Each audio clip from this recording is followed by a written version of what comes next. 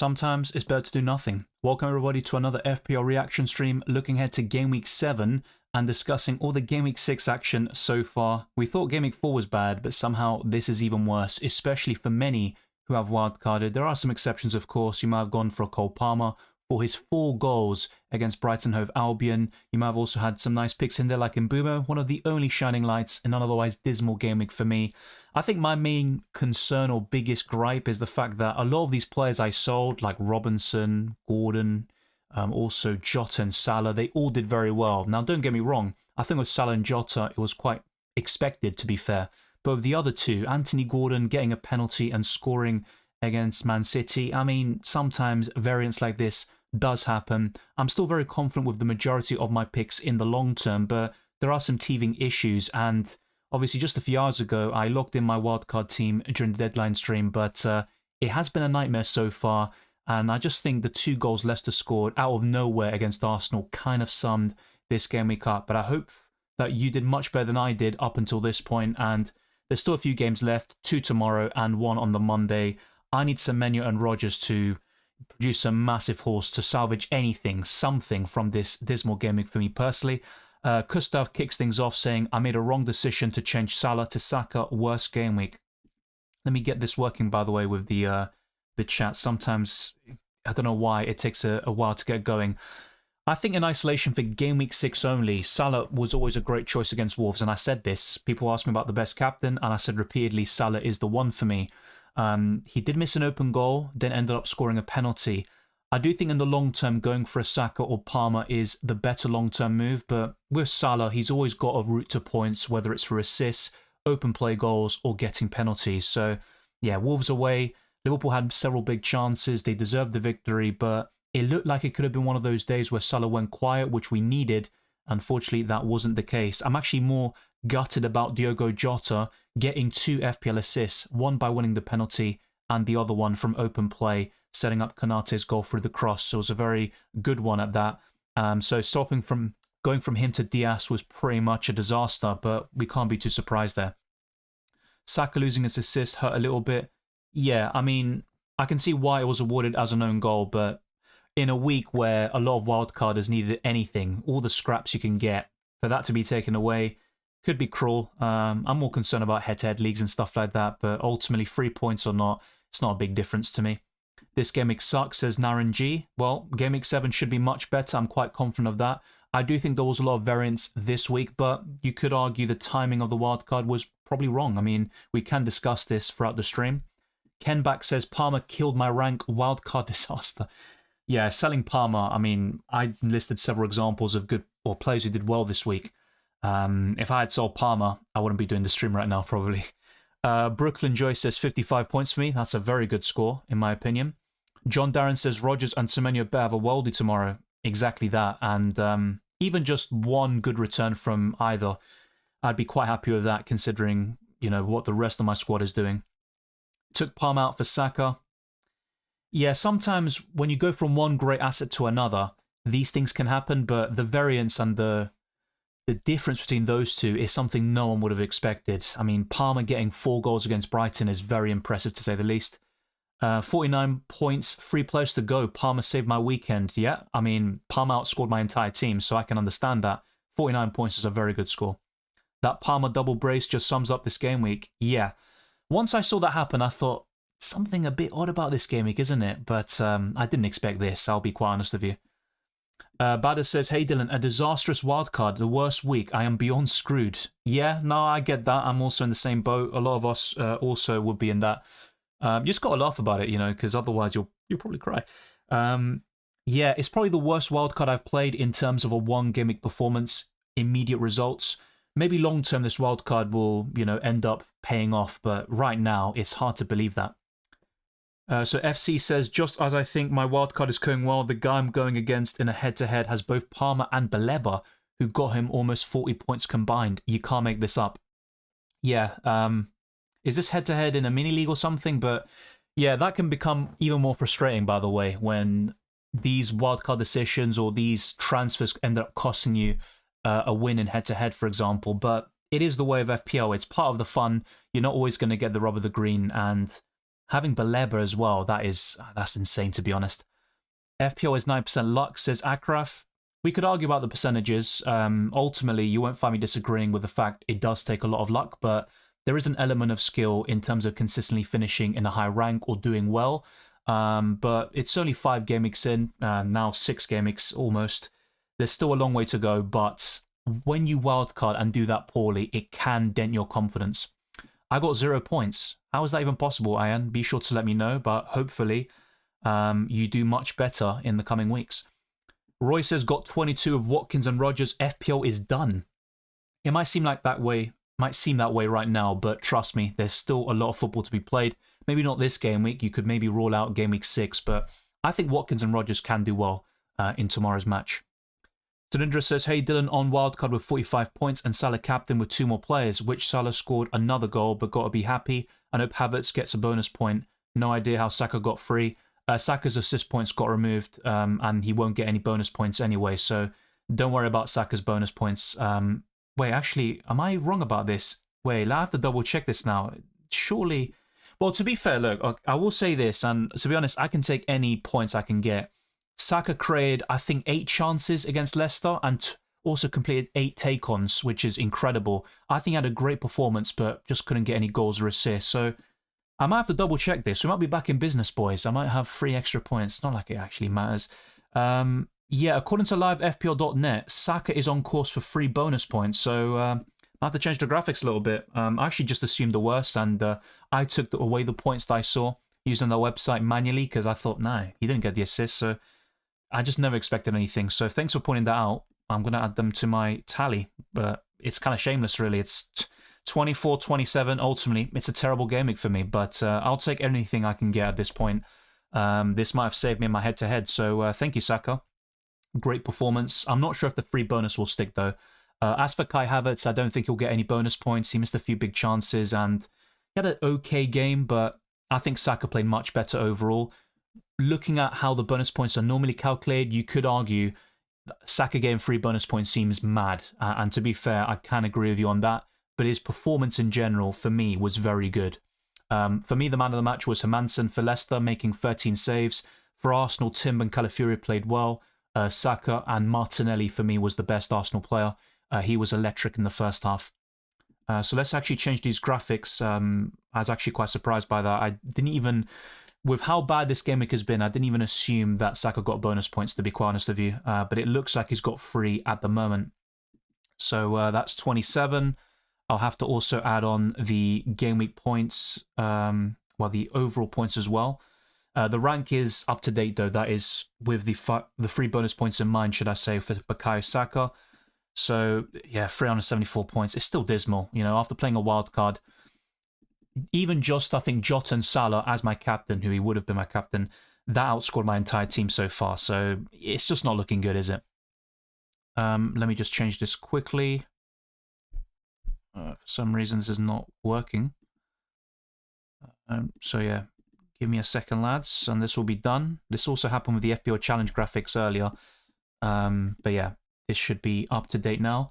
And of course, after the Sunday and Monday games are done, I'll also update my graphics, and hopefully I've got a slightly better red arrow, so to speak. I don't go down that much in rank. I've actually gone down by 1 million, which is absolutely insane. But there we go. Those are updated, and we'll go back to your questions and comments. These live streams tend to be a bit busier than the deadline streams, so that's why I've got it on subscribers only mode. Hopefully you do understand. I gifted 10 memberships earlier in the deadline stream, so if you are a channel member, always keep your eyes peeled for early content for UCL Fantasy and FPL. ZX Trenick says, yes, Palmer. Fair play, mate. Brooklyn says, Manchester is blue to all Man United fans.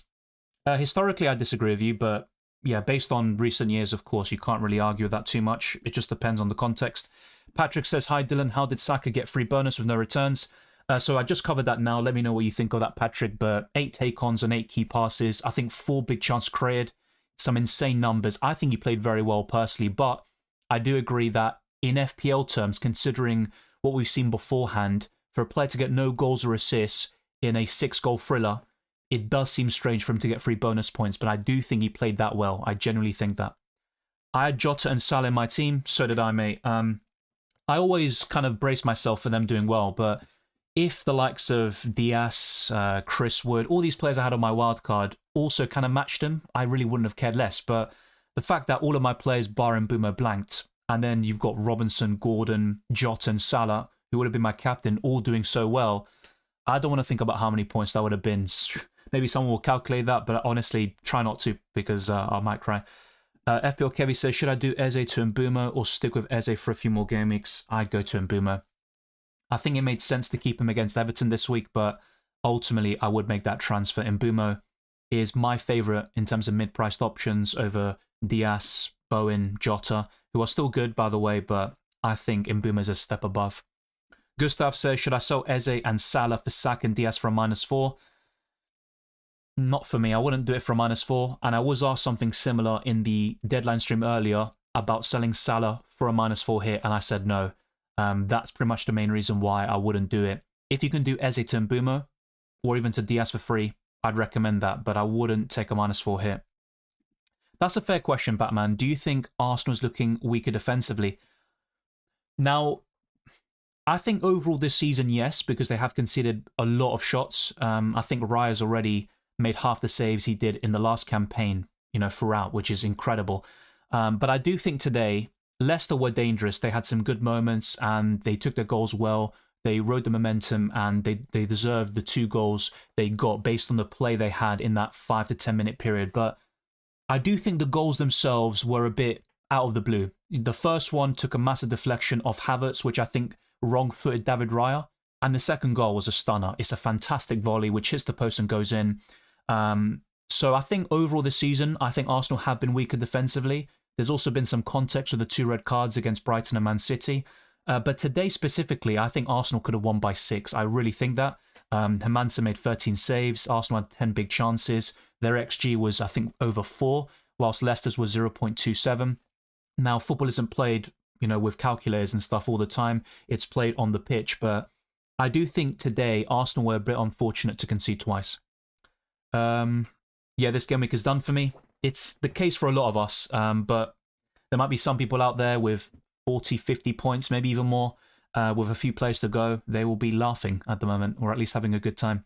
Ankit says, Palmer should have got more points if only our players were putting the chances away. Yeah, but come on, mate. 25 points. Just enjoy it. That's pretty much my entire team out there. What do you think of Party Dylan? In my opinion, his legs are finished now.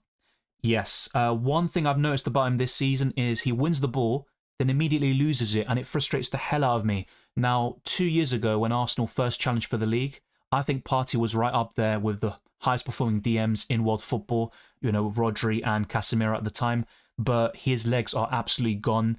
He just can't run at a quick pace. He's just so slow, and like I said, when he tackles it, he doesn't win the ball properly. So, yeah, look, on the ball, he still offers a lot, but unfortunately, I think Arsenal need to upgrade on him. It's as simple as that. If he doesn't improve his performances, yeah, I just don't really see a place for him in the team long term, and I think he will be sold in a year or two. Now, against City, he played relatively well. I think for the first goal, he was part at fault alongside Saliba, Gabriel, and Calafiori, arguably. But yeah, I think Partey, his best days are gone, unfortunately. 41 points of Semenyo and Rodgers to go. Thank God for Salah, says Taxacoat. Decent stuff. I've got 36 points without bonus. That's good. Yeah, you'll easily be into 40 plus. Salah got 10 overall, so you'll definitely be in a good position there. Shout out to Raul with the penalty, of course. He's in great form at the moment. My Salah captain saved my game week, although I took a silly -8 for Flecken and Chris Wood. Those hits might pay off in the long term. I'm not sure who you sold to get those players, but yeah, Salah captain, of course, that would have been great. I would have captained him if I captained him, but yeah, that is ifs, buts, and maybes. I don't think we're here for that. I'm just a big guy with the players I sold because it's just a massive swing. 56 points of Semenyo and Rodgers says Brooklyn, good stuff. Was that actually a penalty for Newcastle? Well, they had 2 penalty shouts today. I only watched it once and I thought it was a penalty, but I can see why you think it's soft. I think there's definitely a debate for that. But there was another shout they got. I can't remember the player. And I thought that was arguably as much of a penalty as the first one. I swear Saka still got 3 bonus points. Yeah, he did. 21 points, terrible. Yeah, unfortunately, that's the way of the game. You're going to get some amazing weeks, and sometimes it's going to be terrible. I'll be surprised if I get much worse than this later this season, but I'm just tempting fate at this point. Manish says got 40 points and sold Jota for Trent. Still a good score considering selling Jota, who I think got 8 points in the end. I was actually quite happy that Jota got booked, but he still got 2 assists. 42 points so far with Rodgers and Konsa to go. Good stuff, Gustav. I took a minus 12 hit, got chucked back to 690k. 32 of hits taken. Konsa and Rodgers to play. I put Van der Ven over Robinson, sadly. 5-point loss. Yeah, look, you took a minus 12 hit and you're still in a great rank, or a good rank for this part of the season. I'd be quite happy with that, especially if you save the wildcard. Solanke Hall will be the final nail in the coffin? Possibly. I think Jota and Salah already was kind of that, and I said it on Twitter earlier.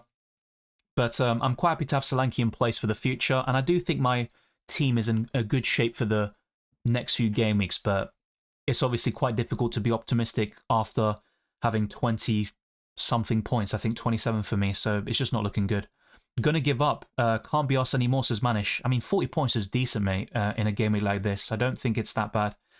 Thanks, Dylan, for your advice to Captain Salah. I have Haaland as well. I'll send you over some of my points for the assist. Well, thank you, Jim. I mean, if any points would be amazing, honestly. It's like a beggar industry at this point, but thank you very much, and I'm glad that something worked out for somebody. Dutta says 68 with 3 players to go. Really good stuff. Pau Torres, Rodgers, and Pedro Porro. Salah could have got a 20-pointer this game week. Yeah, he could have scored again. I mean, he missed an open goal, which is insane. Once he did that, I thought, okay, at least, you know, Salah and Jota aren't going ballistic, but of course the penalty changed things. 68 is a great score there. McNeil first on my bench. Yeah, amongst budget midfielders, McNeil is winning at the moment for the Game Week 6 wildcarders, or from this point onwards, but I still like Smith Rowe, Semenyo, and Rodgers. You've got a lot of competition at these price points. Newcastle didn't deserve the penalty. Even Shearer after the game told it. Maybe I'm wrong about that, to be honest. I have to have another look. I just thought from the face of it, it's a penalty you typically see given in the Premier League, but maybe Gordon sold it a little bit, which adds to my woes in FPL because I sold him. I sold Palmer to Mbumo. Well, good transfer in, but unfortunately you got rid of... I mean, I just kind of struggle to see anybody outscoring 25 points in a game week this season. Maybe in a double game week, and we might have a few of those later this season, but yeah, I'd be gutted for you as well. I mean, but Mbumo's a good transfer. Try to take the solace from it if possible. I was 20k and took a -4 and captain Palmer and went to the top 1k. You were in a great rank, and now you're doing even better. That is a great captaincy haul, so really good stuff. You got the Midas touch at the moment, and you just got to hope it keeps on going. Roy says Watkins and Rodgers left with 22 in the 3.4 million with wildcard gone. FPL is over for me. Look, I know the wildcard is the most important chip, but it's not a one-game thing like a free hit. It's a long-term tool. It might be terrible in Game Week 6, but trust me, it could easily swing the other way in a month's time, even in 1 or 2 weeks' time. So give it a bit of... Give another shot. I wouldn't give up just yet. Premier League unpredictable. This player can score hat-trick today. Next game, not scoring. Yeah, and with Haaland, I've always said this, he's not going to score a goal in every single game, but I thought he would against Newcastle. That's why I captained him. I'm not really too fussed about him blanking. It's the rest of my squad, which I'm gutted about. Saka at the minute has free bonus, but he will lose them when amended because the assist was taken away.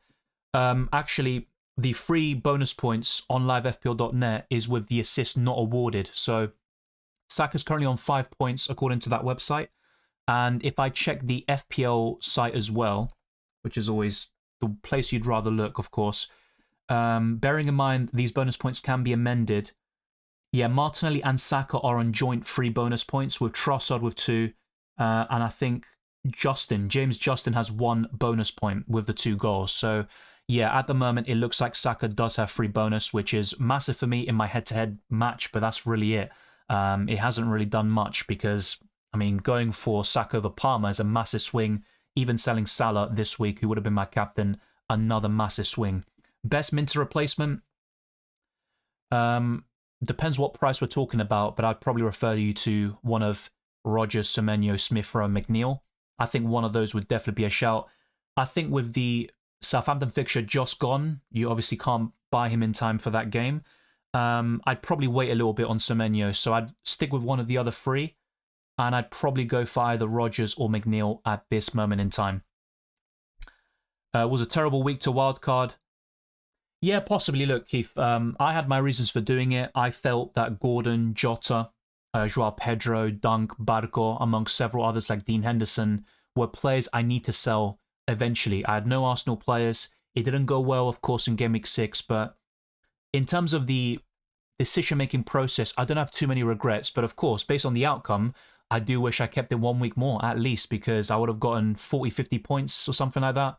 And I'd be in a really good rank right now, possibly around 300, 400,000. I don't want to think about it too much, but it is what it is. You win some, you lose some. Maybe you're right. Maybe people look too much into what content creators are doing, and as a result, they limit themselves in terms of how well they can do. Basuno says Captain Salah last minute instead of Haaland, and it saved me. Yeah, he did miss that open goal, so it looked very nervy at one stage, but he got the job done with 10 points. Wasif says, I had Palmer, Saka, McNeil, and Boomer, but had Haaland captain. At least you had those players, mate. You've got to take some solace in that. You're not going to get the captaincy 100% right every single time. Clean sheet points are a myth. Man, I feel like trolling Arsenal double-ups. Well, my prediction actually was 3-1 for Arsenal today. I just had a feeling that they'd concede a sloppy goal, and I think both goals are a bit unfortunate, so to speak. One's just a stunning strike by Justin, and the other one takes a massive deflection, but that's football. I want to get Palmer tonight for Salah, but which Arsenal attacker should I get? Saka's still my favourite, but if you don't go for him, Havertz is still absolutely fine.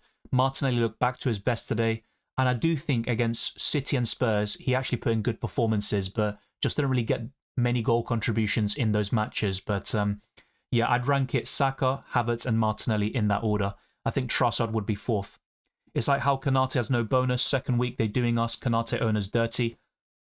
Yeah, he obviously scored the first goal, but made a massive mistake for Wolves' equaliser. But yeah, I think with Konate, I have to see actually who got the bonus points. I'm assuming, well, Salah got maximum bonus points, unfortunately, and I think Jota might have gotten one, which is fair enough, I guess, based on their output. Saka guaranteed 3 bonus points, add all the stats up, and he gets the bonus. Yeah, like I said, 8 take-ons, 8 chance created, 4 big chance created, some incredible numbers from today. He was very unlucky not to get a goal or assist. Yeah, I think Saka will get bonus points, Joseph, just to let you know. Lol, this stream is like therapy for everyone who didn't have Palmer. Well, there are some people here with Palmer, and obviously fair play to them. You've got to obviously congratulate them, but yeah, that's a good way of summing it up. I got 42 points with one more player to play. Disappointing week. Yeah. Once again, if the players I sold also blanked, I actually wouldn't mind whatsoever, but the fact Robinson got 7, Jota 8 or 9, Salah got 10, Gordon 9, that's just a massive blow, I think. My team before the wildcard has more points than my team after it, sums up this season till now. Yeah, that can happen with a wildcard. It's always risky to play the chip, but it's also the most powerful tool at your disposal, and it's about the long term, so give it some time. This season title race could be interesting. Any top 4 team that makes a mistake could lose the title win. Yeah, just to make it clear, by the way, I know Chelsea have been very impressive recently. I don't see them in a title race. I think they'll finish 4th based on how they performed up until now, but I see them as a step below Liverpool, and I also think Arsenal and City are the best teams in the league. But you could make a case for Liverpool being right up there in that kind of upper echelon. I think that's absolutely fair, but with Chelsea, it's a bit premature. Brighton are a decent team, and obviously they put them to the sword, but let's see how they do when the fixtures turn in a couple of weeks' time. For example, City and Arsenal have had some tough games facing each other very recently, so I do think it will change a lot in the next few weeks, and the same goes for FPL. I almost generally thought Arsenal had really fumbled 2 points. So did I, but for some reason I was actually quite composed and calm. I did realise that if Arsenal dropped points, it probably would end up costing them, you know, at the end of the season. It was a bit like Fulham in both matches in the last campaign. It gave me those sort of vibes. But yeah, they got the job done in the end, and they had 37 shots, 10 big chances. They really should have won by more, in my opinion. 56 points, free to play. Good stuff, Keith.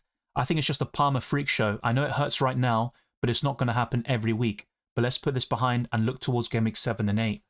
Yeah, I mean, Forest at home is decent. I think Palmer can get a few returns there, but the fixtures turn for Chelsea. So Palmer will be bought by a lot of people, and don't get me wrong, he's fixture-proof. He's one of the best FPL assets in the last year or so, but he's not going to maintain this level of performance. I said this with Haaland very recently.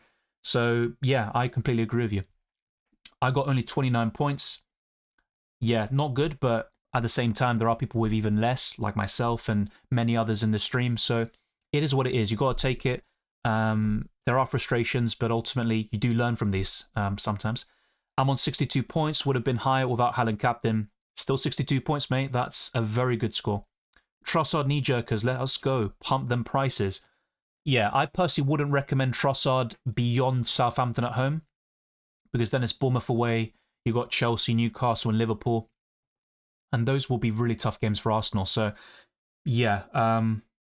Look, Trossard's good. I mean, he's a very clinical player. He did miss a few big chances today, but yeah, I'd rather go for Martinelli. And then you've got, of course, Saka and Havertz, who are my favourites. I was about to quit this season when Gavardio scored right after I got him out, and then the whole season being a disaster, and then Palmer blew up, and luckily I had him captained, brought me back to life. Well, that's one prime example of why you shouldn't give up in FPL, because just one captaincy haul or just one player can make all the difference. And yeah, that's why I really wouldn't look too much into it. I know you'd rather start strongly and then build upon those foundations, but there can be that time where you have that shaky start and you have to bounce back, which is what I'm experiencing right now. Diaz out or wait one more week, says Nuclear Ams. I'd probably wait one more week. 26 points with Solanke, Semenyo and Mazraoui to play. 1.2 million rank drop. Yeah, it's a tough one to take, but you've got some good players left, Solanke and Semenyo in particular. I've also got, I think, a 1 to 1.1 million rank drop, maybe 900,000. Honestly, it's still terrible. Yeah, Gustav, once again, I'd say no. I wouldn't take the -4 hit. Averager FPL, welcome. I've had a shocker on the wildcard. Remove Palmer, Gordon, Aït-Nouri, last minute for Maddison, Saka and Gavardio. Wow, I mean, that's insanely bad luck because Aït-Nouri scoring against Liverpool. I mean, who expects that? Gordon winning a penalty, which was, I think, dubious and contentious.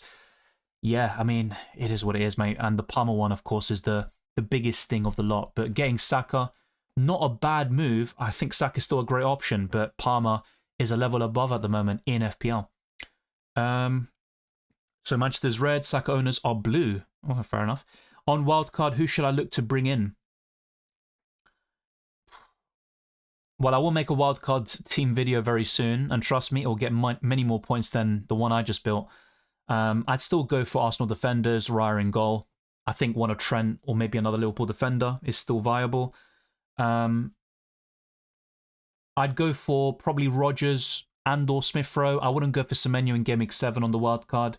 Up front, you'd be looking at one of Solanke or Havertz, maybe Jackson, but I'd probably lean towards Solanke. With Haaland, maybe Watkins if you can afford it, but it all depends on your team structure. I'll talk more about this in a couple of days' time. There's no bonus for Saka. Sticks. Yeah, like I said, the free bonus points that I just saw are with no assist. So he got the free bonus points because of his performance with, once again, those stats are incredible. 8 chances created, 4 big chances created, 8 take-ons. Does he deserve free bonus points based on how FPL normally do it? Probably not, but I think Saka really played well today. The only Arsenal player I think that really matched him or did even better was Martinelli, but he was subbed off quite early. Got 75 with bonus points. Konsa, Watkins and Solanke to play. That is a massive score. And you've got some good players left. Raya spotted in the hotel, only to concede 2 goals today, pretty much. Yeah, I pretty much do wildcard videos every single week. The same with UCL Fantasy. So just wait a few days and I'll come up with a wildcard team.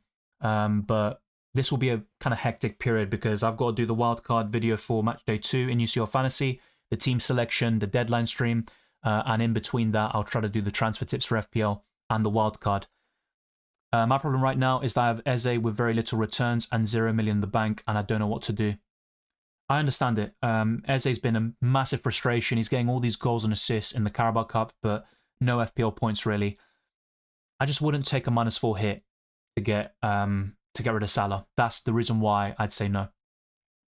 Adnan says I did a bad move by buying Gabriel for a -4 for Borro. Yeah, but thank God I captained Salah with Rodgers, Watkins and Semenyo.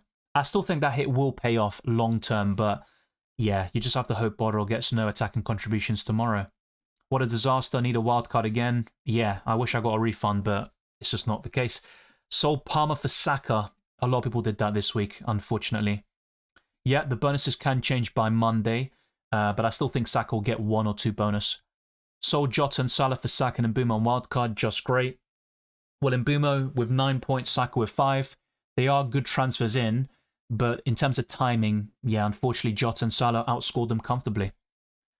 So yeah, I'm getting this question a lot with the Saka bonus points. I think I've kind of covered that already enough. We can talk more about this later. Like I said, based on what FPL have done in the past, I do think 3 bonus points seems mad, considering there's a 6-goal game going on and Saka got no goals or assists, but I think his overall performance was really good. I wouldn't be surprised at this point if Palmer gets another super hat-trick next week. Yeah, and I really hope he doesn't. I might just make a knee-jerk transfer and get him in. Either get points or jinx him. Either way, I don't really mind.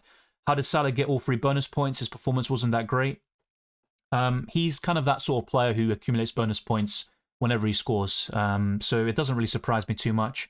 He also missed the open goal, essentially, so it is what it is. Let's see what else we have. Saka to Palmer. I wouldn't reverse that transfer necessarily. Arsenal facing arguably the worst team in the Premier League. I think Arsenal could score 3 or 4, and Saka, I think, I could see him scoring in this game. Palmer facing Nottingham Forest, who've had a decent start to the season. But, yeah, as good as Palmer was today, I wouldn't sell Saka. Gundogan was horrid. Yeah, he was. He really was. I watched most of the first half, and Gundogan just couldn't get anything right. The final pass, decision-making, he'd have a shot and then get his feet twisted up. I don't know what was going on with him, but he hasn't been great for Man City upon his return so far. If he scores a hat-trick tomorrow, what would you do? I mean, what more can I do? I mean, the pain's already there. I don't know. It is what it is, you know. I'm just braced for the worst at this point. I went wildcard, I went template, I went backwards. Good way of summing up, to be fair. Who's the best captain next week? Salah, Saka, or Haaland? Haaland. I said Salah this week. I wish I'd kept him and, didn't play the wild card and whatever. But yeah, I'm going to go for Haaland next week against Fulham. Big fail week, but had Martinelli. Every cloud has a silver lining, and Martinelli played very well today. Semenyo and Solanke to bring sanity to this game? Yes. And in my case, it would be Rodgers, which is probably, asking for too much there. I remember saying DCL was useless, we'll never buy the guy. Yeah, I didn't even go for him, but it's not like I did much better with Chris Wood and Solanke on my bench, so can't even laugh at that. He did get the booking, only 1 point. 19 points is harsh. Tough one to take, but it doesn't mean you have a bad team. 23 with 2 to go, says Rai. Yeah, not great. Once again, it's a poor week, but maybe the 2 players left could do something really good. Exactly that, John. That's why I avoided the Chelsea players on the wild card. Palmer is fixture-proof, so he's the one player I wouldn't mind having in a tough, sort of run. But if you're wildcarding in 6, I think it makes complete sense to go for Saka over Palmer. I don't think it's a bad decision, just a bad outcome. Diaz going up in price. We'll talk about prices now, actually. We might as well. Just read how bonus points work. I was wrong. Yeah, look, they have made a few changes to the bonus point system. Yeah, and I think, look, it is a bit weird to see a player with no goals or assists getting free bonus, but I do think Saka had a tremendous performance. For some reason, this is kind of frozen, right? Yeah, I'm not sure what's happening with the chat. Next game, should I bring in Palmer or Diaz? Well, Palmer. If I had to buy one right now, it would be him, but there's also a massive difference in price. And what could you do with the extra 2 to 3 million? That's what really it comes down to. But between those two, of course, Palmer would be the winner. Now, if it was Palmer or Saka, I'm still going to go for Saka. I won't lie to you. Not really, mate. It's just Chelsea have bad fixtures very soon. Brighton at home was okay, but they had a good start to the season. No one expected Palmer to get 4 goals. Jackson has been one of the best forwards in FPL so far, but people keep talking about the defenders. I mean, Colwill, he's just not worth it for me. Sanchez, decent for 4.5, but not the best for me. So, look, don't get me wrong, Palmer and Jackson definitely wants to go for, but considering the run, I think there are better options elsewhere, particularly in the case of Jackson. Yeah, LFC, it is a big consolation, probably needed. But 51 plus 9 bonus, that's really good. That's a great week. How was Lewis's performance this week? I don't think he was particularly great. He's definitely had better days, but yeah, I don't think Lewis really, did anything special. But my concern with him is the rotation, and we'll see how much he plays in the Champions League midweek. That could have a big impact. but I'm not holding my breath. I really am not expecting much from Rico Lewis. My backups are Greaves and Mikalenko. That's actually one of my biggest regrets on the wildcard. So maybe if I had gone for Mazraoui as originally intended, that would have been even better. But we'll wait and see. Maybe I'm fear-mongering a little bit too much based on how poorly I did. But I think amongst City players, I think Lewis was maybe one of the worst ones, I'd argue. But maybe you disagree and have a different opinion. Yeah, Ronaldo says Lewis did well, so fair enough. I mean, maybe I'm wrong about that. I just personally didn't think it was one of his better performances. I've seen him play much better than that. You can check your live rank. I'm not sure if you want to do that, by the way, by going to livefpl.net. That's how I got all the updated graphics on the left-hand side in terms of game week points overall and the rank. C midfield looks shaky. Lewis barely touched the ball. Not sure now about the next game week Haaland captaincy. Well, no Rodri has a massive impact on Haaland, but let's actually put into context.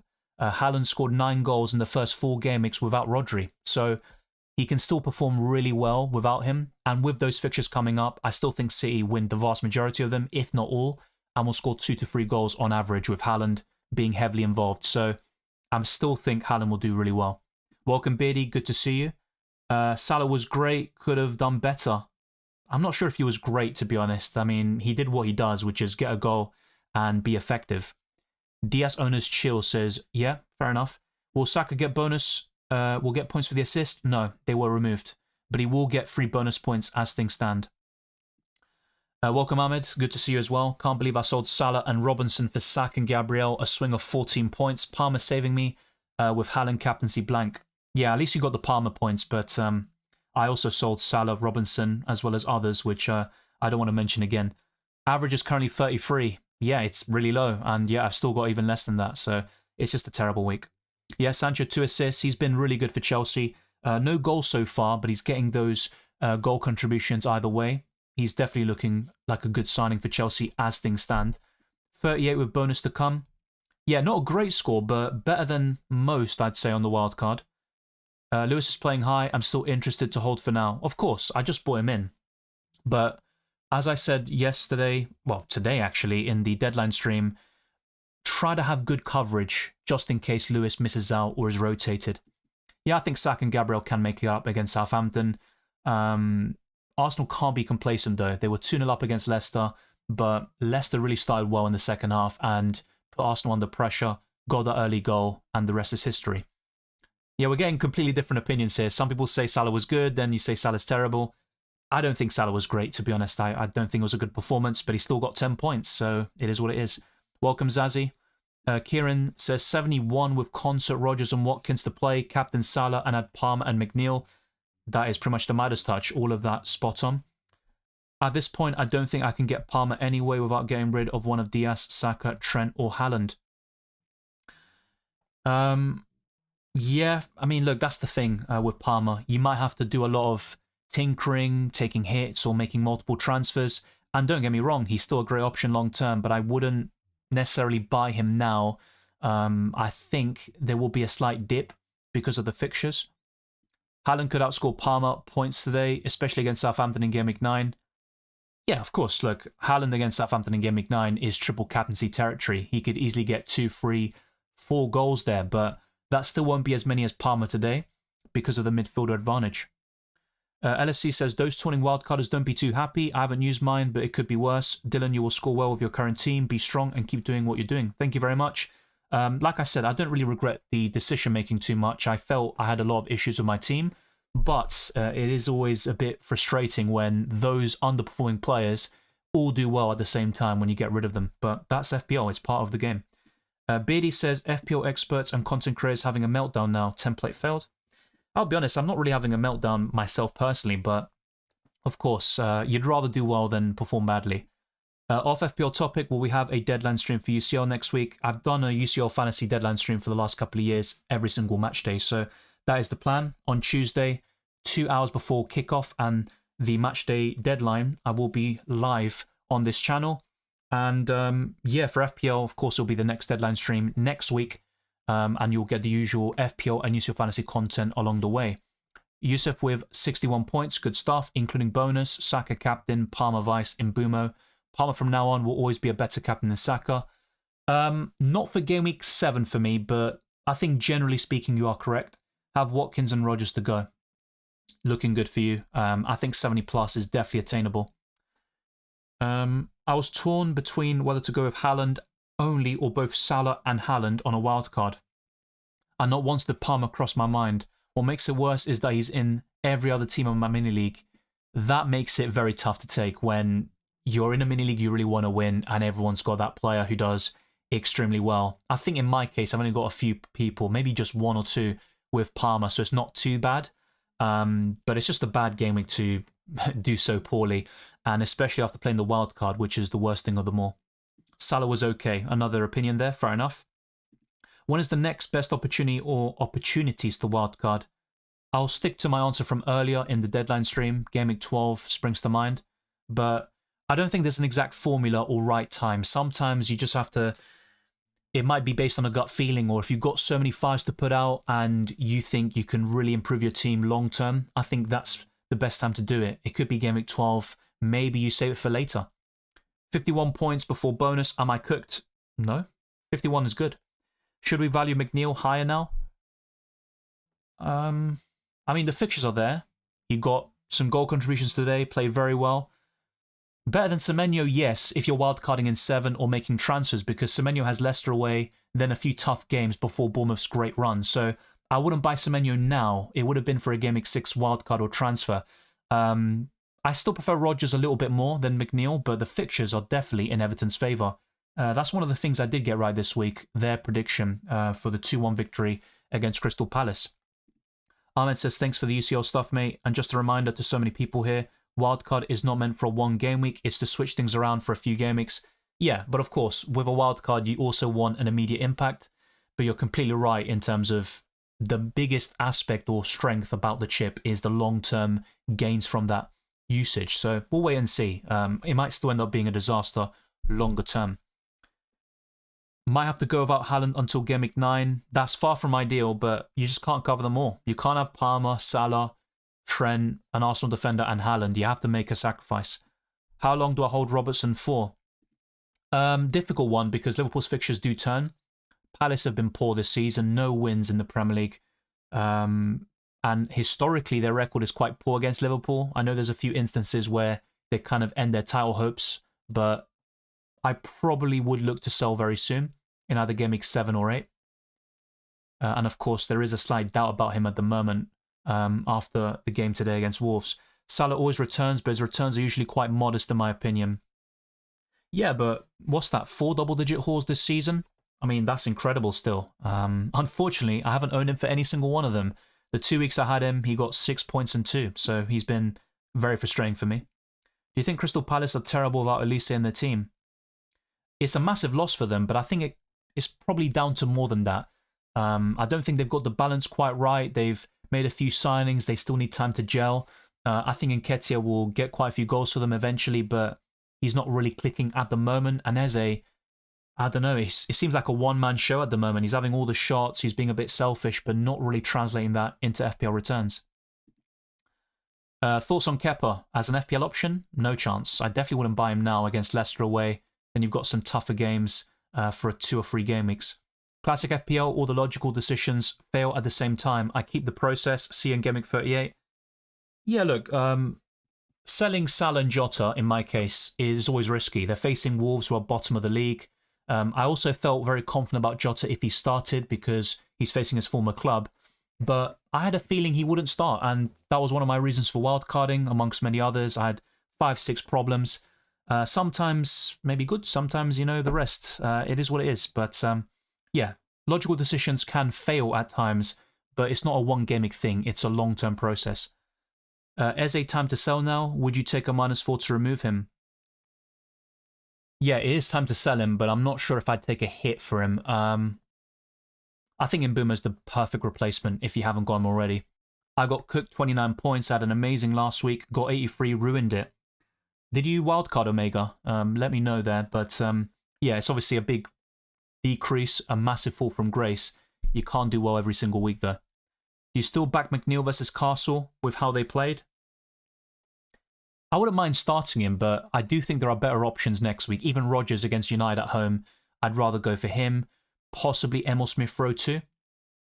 73 points with no chips and still 4 players left to play. I'm so happy. Of course you are. I mean, if you aren't, FPL-wise, then what are you doing? I wildcarded in Gameweek 4, got 50 points, and in Gameweek 5 got 91. Fair enough. I mean, that's a good use of the wildcard, even if you didn't do well this week. At least you got some gains from that chip. Should I transfer out in Cuckoo, or should I just keep him at this point? I'd transfer him out. I'd look towards Rodgers, Smith-Rowe, McNeil. I still like Semenyo, but I think buying me in 7 is a bit awkward. Then you're looking at 6 to 7 million midfielders. There aren't too many that spring to mind. Best 2 8 million midfielders and below, sell Saka or Palmer. I mean, to fund JP to Haaland, that is a really tough question. The first one, I'd say Mbeumo and possibly Diaz still are the best at 8 million or below. Sell Saka or Palmer, I mean, that's just far from ideal in a week where they both have home fixtures. If I had to pick one, it would be Palmer, but after what he just did, do you really want to sell him? I know you're getting Haaland in, but that is a tricky one, mate. I just wouldn't sell Saka at home to Southampton, then Bournemouth away. You could sell Palmer now, which is extremely risky, then buy him for Saka in game week 9, but yeah, whenever you do transfers like that, it's always risky. Ahmed says, I'm fed up with Eze, having Mbeumo, Palmer, Saka, Rodgers. Who would you see as a good replacement around that 7.5 to 8 million price tag? I don't know if Diaz is ideal. Yeah, with Diaz, the fixtures coming up aren't great. He's even benchable in certain games coming up, like Arsenal away, arguably. But yeah, that's just, it's a tough one, right? You've already got a very strong midfield. I'd probably look to downgrade him, if anything. Otherwise, we're talking about Bowen. I do like Bowen still, but West Ham have been so poor this season. But I do like Bowen for some of the fixtures coming up, like Ipswich Town. Hi Dylan, thank you for the content. What are you? Would you rather Palmer and Mbeumo or Salah and Smith-Rowe? Palmer and Mbeumo as a duo. Now, they're both great, and Salah will still tick along nicely. Smith-Rowe is excellent value, but I'd go for Palmer and Mbeumo. 60 points, 1 million to 300k, still 4 to play. Great stuff, Adam. Would you do Salah to Saka next week? Yes, or in Game Week 8. But selling Salah is always a risk, no matter when you do it. But the reason why you do that move is to also upgrade another area. Tips to build team value on a wildcard, and if I transfer in players who will rise, will the wildcard later remove the hits? Yes, the wildcard will remove the hits, but if you make transfers first, you will basically lose those transfers, even though you wildcard in the end. So what you want to do is wildcard first and not make transfers, basically. Because in my case, for example, just to make it clearer, in Game Week 6, I had 2 free transfers, but I wildcarded first. So I still have 2 free transfers now going into Game Week 7. That's what you want to do. In terms of building team value, keep an eye out for sites like Fantasy Football Hub and their algorithms, and seeing the players that could go up in price. Bring these players into your team. And if you've got any players that you've built up a lot of value in, it could be Salah or Luis Diaz, players like that, keep them in your team if possible, because you might want to keep them in the end. You don't want to lose that 0.1, 0.2 million. And ultimately, it comes down to selling prices and overall value. So whilst the player is in your team, you gain 0.1 million in terms of selling price when that player goes up by 0.2 million overall with their squad value, or their team value, should I say, the player value of that player. Jesus, my head is cooked. I'm blaming FPL. But hopefully that's very clear. If not, I can explain again, because I believe I can do a better job. Palmer to Saka in Game Week 8, thoughts? Game Week 8, I mean, it's Bournemouth away for Arsenal. Then you've got Chelsea, Newcastle, Liverpool. Bit of an awkward time to make that sort of transfer. If anything, I'd keep Palmer by that stage. If you don't go for Saka now, I think I just hold off a little bit more. Yeah, West Ham have been bad. Downgrading properly works better, and using funds for Solanke or Watkins. That's probably what I'd end up doing. You could go for McNeil, Rodgers, Semenyo, Smith-Rowe if you don't have him already. But yeah, Watkins or Solanke would be ideal, in my opinion. Thank you very much. Joao Pedro is a sell for me. He might be back very soon, but the fixtures are poor for Brighton. I think you can do better. What I see on my mini league is that all the other teams with Palmer are missing at least one of Saka or Trent, and I'm tempted to get Palmer in for Saka myself. I understand it. Look, after what happened today, I think Palmer looks essential. But Saka had a great performance against Leicester. Really should have come away with a few assists, possibly a goal as well. And also against Southampton at home, I just wouldn't sell Saka. I think it's a mistake. Even if it ends up, somehow paying off where, I don't know, circumstances happen, Arsenal go down to 10 men and have to defend a lead or something. But ultimately, I think keeping Saka against Southampton is the right call. Even though Saka's returned in every game week till now, he's got double digits in only one game week and he doesn't go ballistic often at all. Yeah, I think Saka is a consistent player, but in terms of explosiveness, he doesn't have what Palmer does in terms of getting maybe a hat-trick of assists in a game or getting a hat-trick or 4 goals. Saka hasn't done that yet. Saka and Vardy to Mbeumo and Jackson. No, simply because you're selling Saka against Southampton. Even Vardy's decent with Leicester's fixtures coming up. I like Mbeumo a lot, but I wouldn't sell Saka to make that happen. Not this week. Ultimately, based on how things have gone so far, probably a blank. So not really expecting anything from Semenyo, but I'm hoping for the best. Zazie says, what cheap players do you recommend? I'm trying to afford Saka. Rodgers, Smith Rowe, McNeil would be my favourite midfielders. It depends what position we're talking about, really. And that will also answer Mohammed's question. One of those would definitely be a nice replacement for Iwobi. Only reason they didn't turn Bowen to Mbeumo is that Ipswich fixture. They looked coherent at least. Yeah, I'd definitely keep Bowen if you still have him. And he was actually in my thinking in the last couple of weeks. Buenas tardes, Dylan. 41 points with Rodgers, Davis, Semenyo left to play. Decent score. Good players left, especially Rodgers and Semenyo. I wish you the best. Thank you, FPL Gadget. JWar10 says, hi Dylan, I could keep Palmer, Saka and Salah still instead of Haaland. Would you do this instead? Best forward 8 million or below and best defenders 5 million and below. The thing is, as good as that looks, you're going without Haaland for one of the best fixture runs City will have from 7 to 11. I wouldn't recommend going without Haaland if possible. You can do well without him, and there is no exact formula to performing well in Fantasy Premier League this season. But I just personally think Erling Haaland is almost a must-have for the next 4 to 5 game weeks. But if you decide to go for the free premium midfielders, best forward at 8 million or below, probably Solanke, and best defender at 5 million or below, I'd consider Mazraoui. The Fantasy Football Lad says, hey, how are you? Wildcard team. Suggestion, 0.1 million in the bank and 2 free transfers. Yeah, I like the goalkeepers. I like a lot of the team. I've essentially got an identical squad, but timing might have really helped you by delaying it by 1 more week. Yeah, looks really good to me. In terms of Calvert-Lewin, it could be Vardy or maybe Chris Wood, but it's a very close debate between those 3. You could also consider McNeil. I think with Semenyo, it's a bit awkward. But yeah, I'm just wondering, did you wildcard in 6 or are you wildcarding in 7? Let me know there. If you're wildcarding in 7, I'd possibly consider McNeil instead of Semenyo and then going for a different striker compared to Calvert-Lewin, but that's kind of a nitpick. If you're not wildcarding this week in 7 and you already played it, then I think that's absolutely fine. I think Saka will keep the bonus points, but with the way FPL is this season, they're changing bonus points until the very end. There could be a change where he loses 1 or 2. Don't be surprised if that happens. It's one of those sort of weeks as well. What would you say is a bad week based on points? Well, that's circumstantial, isn't it? Because if you've got a low-scoring week in general and you get 30, 40 points, it is what it is. You take it, but everyone else is doing poorly. If there's a week where a lot of people are getting 50, 60 points and you're getting 20, that's a terrible week for me. So it's all about how you're doing compared to the average. Mavedivi or McNeil on the wild card? McNeil. But Mavedivi's a good shout. Same with Ndidi, who's had a few goal contributions this season, including an own goal today. I absolutely regret choosing Salah over Palmer. Well, at least Salah got a double-digit haul, mate. But yeah, I can understand that. Salah and Diaz to sack and Palmer for a -4.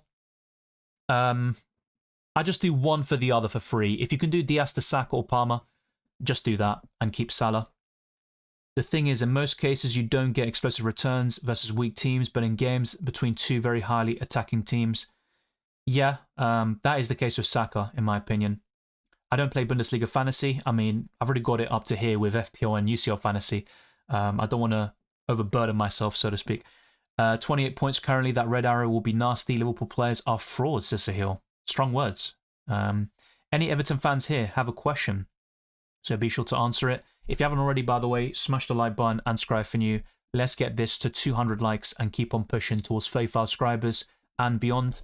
And yeah, UCL Fantasy content is headed your way very soon. The best limitless team is already out. And over the next few days, you will see the best wildcard team, my own team selection, where my current plan is not to use a chip, but that could easily change very quickly. And the deadline stream on Tuesday. Then for FPL, you've got the transfer tips, also the best wildcard team, the team selection, and also the deadline stream next week. But that is the current plan, and it's going to be a very hectic schedule. Who should we target between game weeks 8 to 12? I think Haaland, Lewis. The thing is with City, they've got a great run, but I'd be very careful with your second or third City asset. But Erling Haaland goes without saying. I think you kind of stick with one of your premiums in the midfield. That could be Saka, Palmer, or Salah. Maybe two of them, which is obviously fantastic. I'd still go for an Arsenal defender or Raya in goal, possibly even both.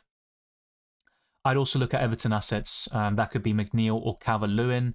Maybe Mikalenko in the defence, especially with Branthwaite, making a massive impact. So yeah, I think those are the sorts of players I'd target. I wildcarded already. Would you roll the transfer to have free? Yeah, I would. Buonanotte or Ahmad as a cheap mid on the wildcard. I like Buonanotte. I watched him a lot at Rosario Central a few years ago. I've always liked the look of him. He's better in central areas. He's having a good campaign for Leicester City so far. I'd rather go for Dibbling at 4.5 million. And of course, you've got Rogers, Semenyo, McNeil, and Smith Rowe. They are my favourite budget midfielders. But between those two, I'd probably lean towards Buonanotte. Leicester have great fixtures, and I think he's got that potential to get goals or assists consistently, particularly in terms of creativity. Palmer for Saka, not for me this week, but I can understand why people want to do it after Palmer's masterclass today. I wildcarded this week and have a similar team to you. Disappointing week, but hopefully next week will be better. Yeah, a very disappointing week to say the least, but I'm hoping that the long-term effects of this wildcard will make up for the disaster that was Game Week 6. Ken Back says Diaz, Solanke to Palmer, DCL -4. Not sure about that. I mean, getting Palmer looks amazing, but bear in mind Chelsea's fixtures turn for the worse in Game Week 8, and you'd probably want to maybe not avoid Palmer. He is fixture-proof after all, but it's a very awkward time to buy him. So at the moment, I'd say no, but I do recognise buying Palmer looks amazing. Isn't Fatawu Leicester's best winger? I think it's Mavididi, to be honest, especially based on how he did in the Championship last season. Cheers, mate. McNeil is a baller indeed. I mean, he's kind of a decent FPL asset. He's quite consistent for his price at Burnley and now at Everton. He always goes under the radar. Who do you think will change next week? In my team, not that much really. I don't think it's a time to panic and make multiple transfers, take hits, and pretty much put myself down a rabbit hole. As things stand, I'm quite content to keep things as they are, give it a bit more time, reassess, learn more about the season in terms of the best assets and teams, and then go from there. Salah and Eze to Palmer and Foden. Not Foden at the moment. He's not even starting games. Palmer looks great, but I'm not so sure about getting Foden. I'm not really feeling it. Watkins to Haaland, Salah to Martinelli, free transfer. I mean, Haaland looks amazing for Game Week 7 to 11, so that looks good. Salah to Martinelli, yeah, Southampton at home looks great, but I don't know. It's a very tricky one, actually. I'd lean towards keeping what you have, but if that's your only way to get Haaland and you're insistent on captaining him, I can understand why you'd pull the trigger. I'm just a bit unsure about Martinelli still because he had a really long run of no goals or assists until recently, and I think that came against Man City. So he's still a risky pick despite facing Southampton at home. What should I do with Eze and Welbeck? I think they're sells, particularly in the case of Eze, who's just been absolutely terrible this season. Palmer and a 4.5 million striker, or Diaz and Solanke. If you need to start these players week in, week out, then I'd go for Diaz and Solanke, but if you've got a strong squad and this 4-point family and striker like Stewart will be on your bench, then of course I'll go for Palmer. So it depends on the context.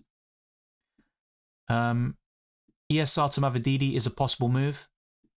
Yeah, Mavididi's decent for sure.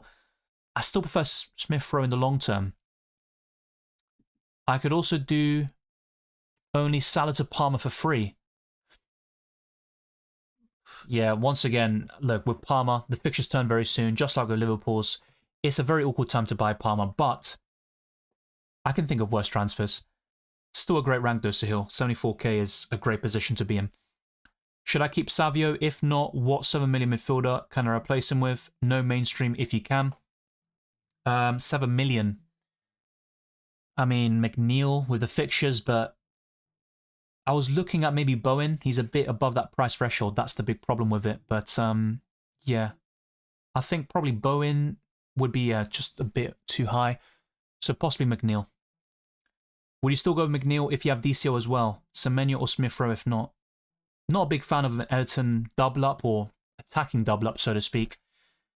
But yeah, I don't think that would put me off too much. With the fixtures Everton have, it's a great opportunity for them to get some returns. So yeah, I'd rather go for McNeil over Semenyo now for Gameweek 7 because it's an awkward time for Bournemouth assets, in my opinion. If we kind of break it down, and let's go for some different screens, by the way, and talk about this. So in terms of the FDR, Brentford, City, Everton, Leicester, and United are top. And then, of course, in the bottom 5, and this has obviously been changed from earlier stream, Chelsea, Brighton, Bournemouth, Southampton, and Forest in the bottom 5. So as you can see, people talking about Semenyo and Palmer, they're right down there for the FDR. Now, fixtures aren't everything. It's also about form and the quality of players. But you look at Semenyo facing Arsenal, Aston Villa, Man City between game weeks 8 to 10, that doesn't look good whatsoever. So I'd rather go for McNeil in that sort of scenario. In terms of predicted points, Haaland is top for game week 7. No surprises there whatsoever. He scored a hat-trick against Fulham last season in this fixture. Salah is second with Palmer, Saka, Eze, Watkins, Mbumo, Gabriel, Trossard, and Chris Wood in the top 10. I've got a few of those players. There's also a few players I sold who make that list. Eze is always so high up, but he's just not delivering the attacking returns. As for price changes, we could see Haaland go up to 15.4 million tonight. Konsa, Konate, Dallo, Gabriel, Watkins, Fass, Keane, Dibbling, Mazraoui, Veltman, Diaz, Dean, Howard Bellis, Colwill, Amad Diallo, Twanzebe, Sancho, they could all go up in price. As for price falls, Kulusevski, Rodri, Lewis, Matoma, Steele, Son, Allison, Paqueta, Bowen, Bailey, Ruben Diaz, Soufal. There's a lot of players here. Ward-Prowse, Matson, Bruno Fernandes, Trossard, Byrne, Foden, Gakpo, Yarmouk, who I discussed earlier as well, Enzo, Anderson, Soucek, Pedro Porro, Wan-Bissaka, Castagna, Dubravka, Madueke, and Sangare. Not all of these will happen, but a fair few will definitely change in price tonight. As for Draft Hound, with their chance of scoring algorithm, Haaland is top with 66%. That red arrow is absolutely ugly. They just updated it now. Salah, Palmer, Saka, Jota in the top 5. This is for Game Week 7 specifically. Isak, Watkins, Havertz, Trossard, and Diaz make the top 10. If we look at the most captain player, it was Erling Haaland in Game Week 6. 69%, almost 70% went for him. Salah second with a double-digit haul. Saka with the 3 bonus points as things stand, but ultimately Haaland was a major disappointment this week with his first blank of the season. So if Saka's bonus points stick, he would actually be the first or the only player left to have not blanked in a single Premier League game so far. And that's pretty much it that I want to show you. Maybe FPL Challenge, which is slightly better and more positive. One more point than my FPL team, despite only having 5 players, and Annan is yet to play against Tottenham, the only choice you had for African players between the sticks in the Premier League. So yeah, Salah captain, he'll get bonus points. So actually, I think this will go up. Yeah, it will. It will go up actually quite substantially. So I'll get 6 more points with the captaincy and the 3 bonus points. So yeah, that is 34 points overall in FPL Challenge. Yep, bonus points are out. Thank you very much. I'll show you the updated version now. So yeah, like it makes a difference to my team. Justin Boomer who got a few, and Saka, as you can see, with the 3 bonus points as things stand. I mean, we're really scraping down the bottom of the barrel here. Mykolenko or Lewis for wildcard 7. I'd probably take a punt on Lewis, but he's very risky. Trent and McNeil or 5 million defender and Diaz. Trent and McNeil. Havertz, Evanilson or Solanke Cunha. Is this a duo? If that's the case, I'd probably go for Solanke and Cunha. Not a big fan of Evanilson, but Bournemouth's long-term fixtures are good, to be fair. Would you go Bowen or Diaz? Still Diaz for me, but I like Bowen. I think he's a nice differential, someone a bit overlooked. I discussed buying him a few weeks ago. It hasn't paid off so far, but I think it will fairly soon. Eze to Bowen for a -4 and have both. That Ipswich at home fixture looks worth it over Liverpool away. Yeah. Well, Liverpool is at home for Eze. But yeah, I'd probably go for Jarrod Bowen here, even for a -4. Look, with Eze, if he gets a penalty, he does share them with Mateta after all. He's a bonus points machine. He can return against Liverpool, but I think it's worth the -4 for Bowen. Do you not think Foden is a possible punt and differential pick, considering City's great fixtures and Gundogan's terrible form? Yeah, of course, it can be a punt, and that's the point of these low-owned players. You buy them before people get on that train, so don't get me wrong, that could definitely work out, but I'm not that keen on Foden right now. I just haven't seen enough from him.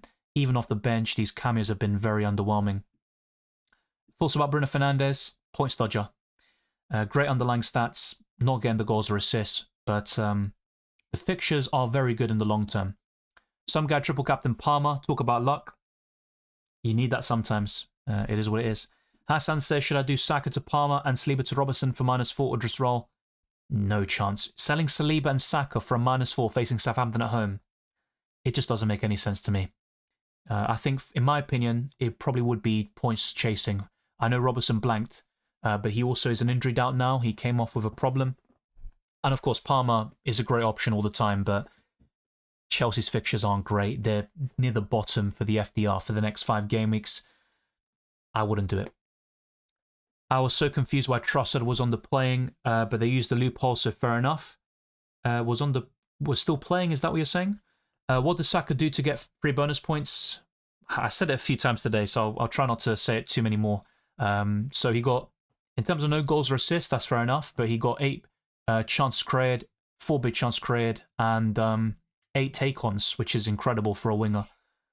3.2 million overall, but as they say, the important rank is the one in 38. Exactly that. Sell Wood, wait and see. No, I think he's still a keep. He's been pretty good this season, but he's going to be inconsistent. He's either, going to get a goal and 3 bonus points or be so frustrating and miss 2 or 3 big chances. 26 points of Solanke and Semenyo to play. What a disaster. Yeah, you were in a great rank before, but you're still in a decent position. You could easily make up that rank in a few weeks' time, maybe even by Game Week 7. So it's frustrating, but you got to take on the chin. Should I do Joao Pedro to DCL? Yes, or Chris Wood. Raul Jimenez is in great form, but I wouldn't buy him now. I think Fulham's fixtures aren't great. You've got so many options there, Jamie Vardy, but Calvert-Lewin's absolutely fine. Your game could get better with Semenyo to Southampton at home, while I only have Rodgers and Konsa. Yeah, but I'm not that optimistic. Based on how things have gone, I'm just not really expecting much. Gabriel versus Southampton, Trent versus Palace, Lewis versus Fulham, Mykolenko versus Newcastle, and Greaves versus West Ham. I'd start the first 3. Gabriel, Trent, and Lewis. Mykolenko first on your bench and Greaves second. Outside of FPL content or context, will you post some use of your fantasy tips guide? Would like some suggestion transfers for my dead Rodri pick. I do use your fantasy videos all the time. I've posted a Limitless video already, and I'll be posting a wildcard and team selection in the next couple of days with the usual deadline streams as well, so we can talk about use your fantasy stuff by then. So Joao Pedro and get Solanke, yeah, that's fine. 46, no wildcard with bonus, looking good. 51 points with the bonus points now, still Rodgers and Konsa to go. Yeah, that's looking fairly solid, and I think they'll probably haul tomorrow against Ipswich. Delhi for you too. Have 30 points so far. Watkins as my captain. I think that could save you there. That is a nice shout for the captaincy. I'd be very surprised if he blanks. Good squad though. I honestly would roll with what you have. I don't think you need to make a transfer. Is 13 saves a record for a goalkeeper? It's the most saves a Premier League goalkeeper's made since David De Gea against Arsenal back in 2017, and I went to that game. So I don't think it's the all-time record, but it's one of the highest in Premier League history. Best Jota replacement in Mbeumo. If you've got him already, I'd consider Jarrod Bowen. I really would. Trossard scoring the winner and Justin Brace surely should deserve better. Trossard didn't get the goal in the end. It was Ndidi. He did score a goal, but not the second one. As for Justin, yeah, he did score a brace, but I don't know. I personally think Saka deserves a bonus point based on how they normally calculate bonus points for a player who doesn't get a goal or assist in such a high-scoring game. I can understand why people are a bit confused about the free bonus points, but I'm going to take it because I really need it. No way I got Palmer captain. I went from 350k to 20k, and I haven't used any chips beside the wildcard. Nice one. And that goes to show how quickly things can change in a flash. You can just take one player, one captaincy, and you have a massive green arrow. Best 4-point family defender to replace Dunk. Mazraoui would be a bit too high there, so can't say him. I'd still say either Mikolenko or probably Lisandro Martinez. I've got 19 points right now with 4 players to play. Yeah, it's not good, but the 4 players could easily double your score, especially if you have a captain left to go. I meant after the second yellow, there's a match suspension, but that was used against Bolton, so I thought he would miss against Leicester. Yeah, and that was covered in my recent podcasts and streams. Obviously, good news for Arsenal, and Trossard ended up being clutch, as he usually is. Liverpool game bonus, Salah, Aït-Nouri, and Gravenberch. Yeah, unfortunately. Sell Eze for Mbeumo? Yes. No doubts about that. Very good transfer on paper. 74 points of bonus. Semenyo, please 1 goal or assist. You're asking for a lot there, mate, but fair play with the score. Is Gameweek 7 wildcard worth it to take out Eze and Henderson along with Davis in defence? Assuming you have more transfers to make and upgrades, then yeah. But if it's only 3 transfers, I'd probably save the wildcard. I wish I did. Would you start DCR versus Newcastle or Solanke? Tricky one, and actually, Calvert-Lewin has a great record against Newcastle. I think it's 6 goals in 11 games. I'm probably going to go for Calvert-Lewin here, but that's mainly based on the record. Solanke's not someone you want to bench very often. I'm going to start him in Game Week 7, for example. Does anyone else still think the sun shines? Well, okay, let's chill a little bit. Saka's a great asset. Not the most explosive, but very consistent. Start 1, Mazraoui, Wood, and Greaves. Chris Wood. Do you think João Pedro going to return against Spurs? I think so. We just don't know exactly the full extent of the injury. And if he does play, I'm fairly confident he can do something. What do? I have João Pedro, 1 free transfer, but 0 in the bank. Probably move to Vardy. Your other options would include Ndai or Raul Jimenez. I think Vardy's the best of the lot. Maybe you bought João Pedro at 5.5 or 5.6, so you can't afford Jimmy Vardy, which would also be a shame. In that case, you might just want to keep João Pedro for now. What 5 to put out? João Pedro out, Eze or Salah to Palmer Saka? This is the problem with selling one premium to another. It could easily backfire. I'd probably keep Salah against Palace. I'd rather focus on selling Eze and João Pedro. So Eze to Mbeumo would be one very easy transfer. Maybe Bowen would be another one. And João Pedro out to one of Calvert-Lewin, Chris Wood, maybe even Raul Jimenez, but I think the fixtures aren't great for Fulham, so the timing is very awkward. And the same goes for Palmer and Jackson, who are very popular, and of course Semenyo in Game Week 7. Leicester away looks good, but then you've got Arsenal, Villa, and Man City for Bournemouth. Is it intelligent to start Solanke over Rodgers? Close one. I probably would. I just think Solanke will get a lot of chances, and with Rodgers, he can be a points dodger, so I'm really bracing myself for that tomorrow as well. But ultimately, United is a decent fixture. Not as good as it would have been last season, maybe, but it's still fairly decent. Do you think I should sell Rice to Trossard? I cannot buy Saka. He's too expensive, especially I only have 3.3 million in budget now. Trossard is cheaper and attacking mindset rather than Rice. Yeah, Trossard is an upgrade on Rice, but I just think someone like Bowen, Mbeumo, Diaz still, Not to mention even Bruno Fernandes. I think they'd be better assets than Trossard. But facing Southampton at home, it looks really good. Eze versus Liverpool or Smith Rowe versus City? Eze. Replace Diaz for Palmer? Yeah, if you can do it for free, you're not going to find me stopping you or saying no. But my thing with Palmer, with a lot of people looking to buy him now, naturally, is the timing isn't the greatest because Chelsea have poor fixtures from Gameweek 8 and beyond. Deadly for you too says, thanks Dylan, it's now updated to 36 points with 3 players to play and Watkins is my captain, so I'm hoping he does a double-digit haul tomorrow. Possible. 1 goal, 1 assist or 2 goals is quite likely in my opinion. His minutes might be reduced with the Bayern Munich game in mind, but should still be enough for a haul.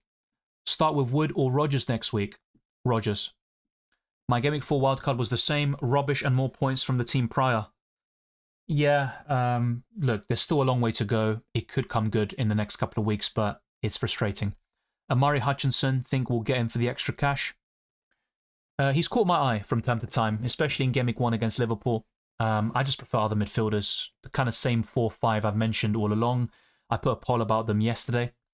Should I roll for Gameweek 7? Says Sahil. My team is Raya, Trent, Gabriel, Greaves, Konsa, Mezraoui, Salah, Rodgers and Bumo, Diaz, Haaland, bench, Wood, Smith Rowe, Stewart. Yeah, I'd roll. I really would. So what, Raya, Trent, Gabriel. I think your third defender isn't great for next week, but it's still not too shabby. And then Salah, Rodgers and Bumo, Diaz, Haaland. I think I'd probably roll for now. Let them buy Palmer. I need the cash. No, of course, look, I'm just giving my opinion. Yeah, Palmer's going to go up in price. He's going to probably go up by 0.2 by the next deadline. So yeah, Saka, 3 bonus points. It's because of his performance. He had so many great underlying stats, which all accumulates to get bonus points. Now, I can understand people disagreeing with it, but 8 key passes, 4 big chance created, 8 take-ons. These are great numbers.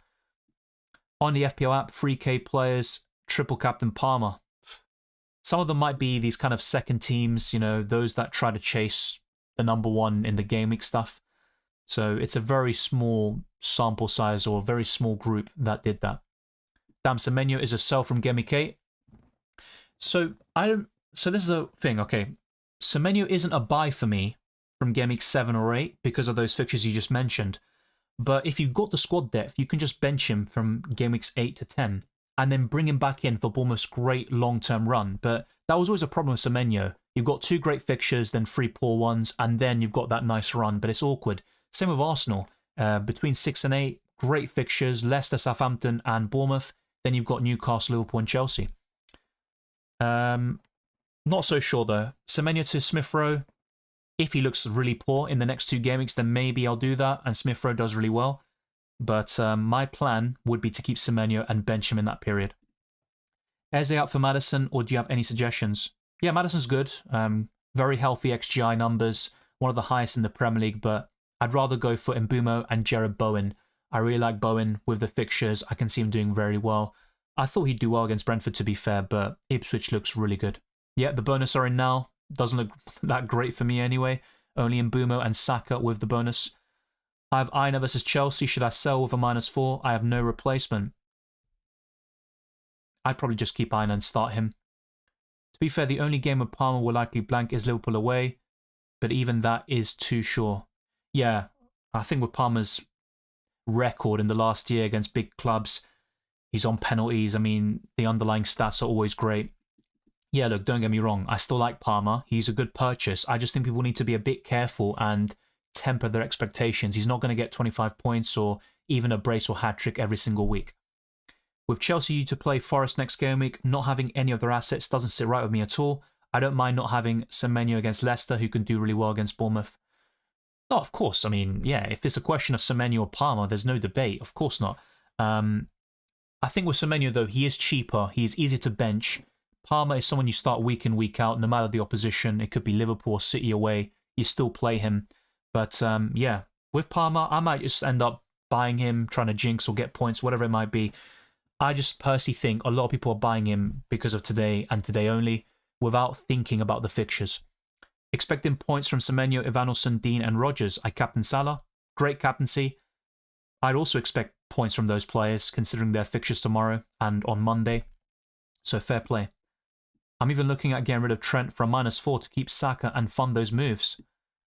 I mean, yeah, looking at the fixtures turning for Liverpool fairly soon, you could make a case for downgrading Trent to Konate or an even cheaper defender and buying Palmer. That isn't too bad. I was actually discussing this in the deadline stream earlier. If not Palmer, it might have been Salah in my midfield, but it is what it is. Well, still, in Boomer, 9 points is really good. Not everyone's going to get 25 points, so 9 points is a healthy return. Are you going to stick with triple Arsenal for Liverpool, Newcastle, Chelsea run? Might trim it down to 2, but I think in the long term, I'm quite happy to have 2 or 3 Arsenal players. I remember being patient in Game Week 2-3, not getting Salah Diaz, and they went on to get double-digit hauls in consecutive game weeks. I'm extremely tempted to knee-jerk at this point. Yeah, I understand that. Timing is so important in FPL. I got Salah in Game Week 4, sold him in Game Week 6. The timing has been absolutely awful. I've got it wrong every single time. Sometimes you need a bit of luck, and also it's just that balance between patience and being proactive. Would you suggest Jota to Bowen or just hold Jota? Yeah, I'd probably go to Bowen.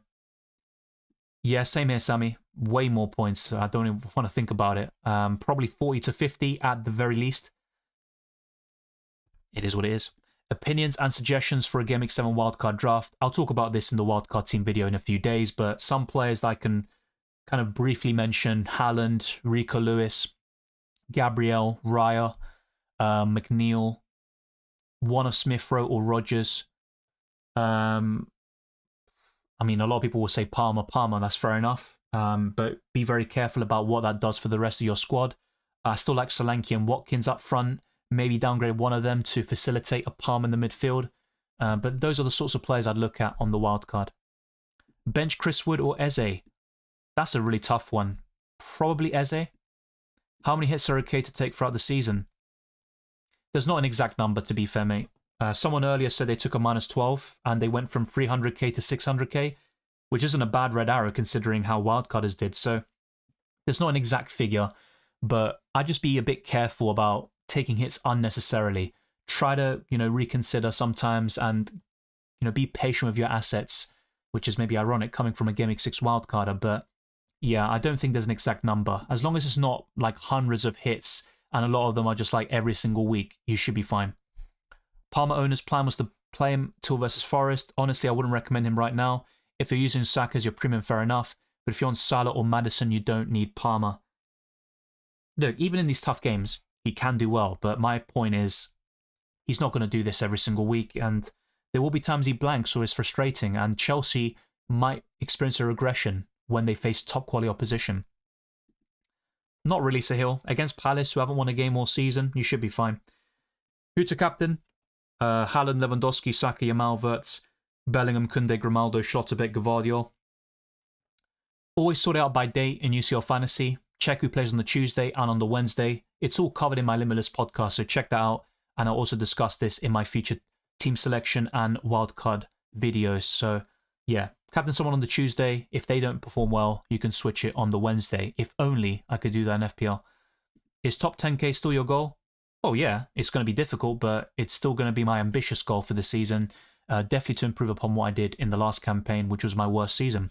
Is any player set and forget? Well, players like Haaland, Salah, and Palmer are that sort of, you just have them in your team from Game Week 1 to 38. So that's the sort of level they can reach. Even Saka, but he's less explosive and more consistent, you could say, compared to many others. So I think those sorts of players would be set and forget.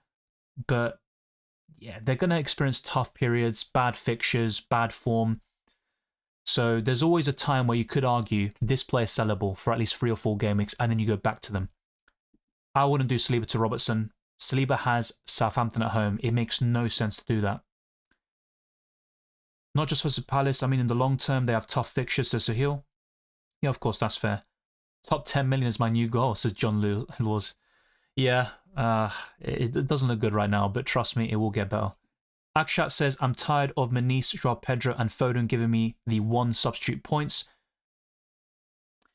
Yeah, look, I keep Foden for now. I think it could be a massive differential, but I would look to sell Manice and Joao Pedro.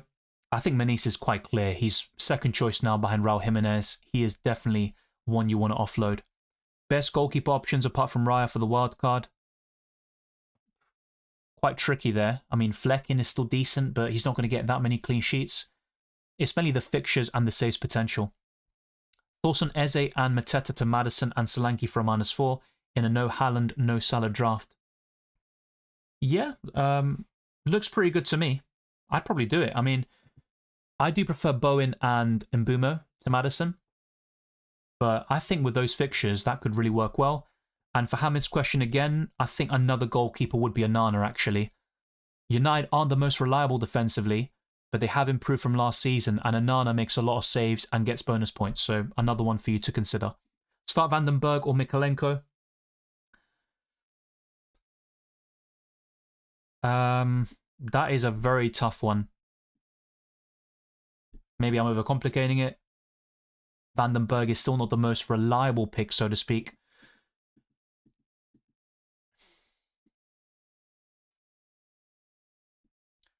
Tricky, but I'd probably go for Vandenberg here. The bonus points update barely made any difference. My team went from 28 points to 33 and 74 to 72. Still a good rank though, Sahil. I'd be very happy with where you are. 19 points, 400k to 1.3 million. 3 players tomorrow. Yeah, it's a terrible rank drop, but there have been worse, including myself. So it can ebb and flow very quickly. James Justin for the next 4 game weeks. Spoiler alert, he probably won't score or assist again for the rest of the calendar year. He scored a worldie for the second goal, and the first one obviously deflected off Havertz. But with the fixtures, I think that could be a fairly decent punt. I'd still rather go for 4 million defenders, though. That includes Wout Faes or Okoli. But Justin, if he can play the way he did today, he could be a really good FPL asset. I remember 3-4 years ago, I think it was, where he was a really good option at 4.5 million until his injury. Possibly Harry. Game Week 7 wildcard always look nice because you keep the Liverpool players for Wolves away. I still got 2, by the way, but Trent and Diaz were useless. Absolutely useless. Of course, Daniel. I do Champions League fantasy content all the time for the last couple of years. Every single deadline stream is covered, every single team selection, and in most match days, I do best wildcard and limitless teams. How is James Justin for the next 4 game weeks? Are I covered? When can we expect the price changes to happen? So in the UK right now, it's 9 PM. Every day at 2:30 AM in the UK, the prices change, and then in a month's time, the clocks change in the United Kingdom, and then it would be from 1:30 AM from October until the end of the season. But yeah, for now, it would be 2:30 AM. When I've got available funds, should I sell Foden for Palmer or keep Foden? Foden has a great fixture run, but I'd be tempted to sell him to Palmer. I think Palmer comfortably outscores him. I need a starting defender with 4.9 million in the bank. Any viable options? Mazraoui. Not the best for Game Week 7, but afterwards you've got a great run of fixtures. Yeah, of course, Sahil. It's all relative, right? When you're in a really good rank and you drop, you're going to be disappointed, but I still think it's a good position to be in, and I wouldn't look too much into rank at this stage. Hi, Dylan and channel members. 50 with Rodgers and Duran to come. Nice one, John. Wildcard remains in the pocket. Lucky you, mate, but really well played. And whether you play in 7 or later, it's going to work really well for you, I believe. So, nicely played.